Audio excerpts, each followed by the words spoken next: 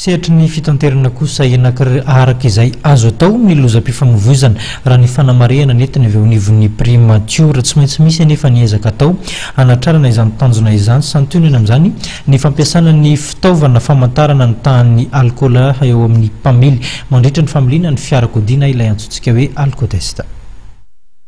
Tao anatin'ireo volana dia lozam-pifamoivoizana dimy no nitranga teny amin'ny lalam-pirenena olona misy 20 namoy ainy ary nahatratra 520 ireo naratra. Amin'ny ankapobeny dia ny fisotroana alkôla eo am-pamiliana no fototr'ireo lozam-pifamoivoizana.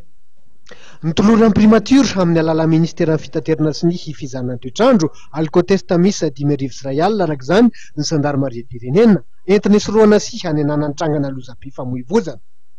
Ny kolonel Randria Mampiadana Faly talian'ny kabinetra eo anivon'ny sekretera-panjakana amin'izany ny zandarmaria-pirenena sy ny général Rakoto François Rodin komandin'ny zandarmaria-pirenena no nandray tamin'ny pomba ofisialy reto fitaovana fitiliana ny tany alkôla ao anatin'ny vatana ireto.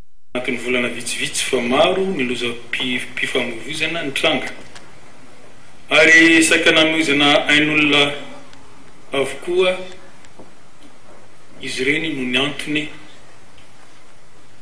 fidoroana alkôla disoto tafahotra.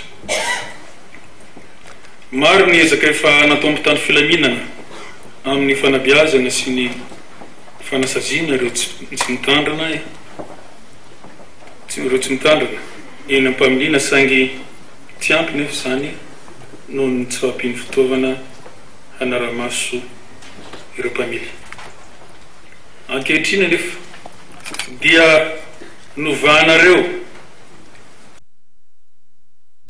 ny olana noho ny fanorana ireto etilotesta reto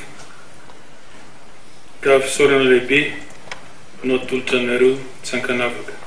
Hozaraina manerina nosy ireto etilotesta reto isan'ny fampiofanana ireo mpitandron'ny filaminana amin'ny fomba fampiasana azy. Mbola ho avy ny fitaovana fanampiny hiara azy vidinen'ny toeram-pifidianana fanafody izy ireo. Tafiditra ihany koa anatin'ny aratonaina ho an'ireo mpitatitra sy ny mpandeha ihany koa ty hetsika ity.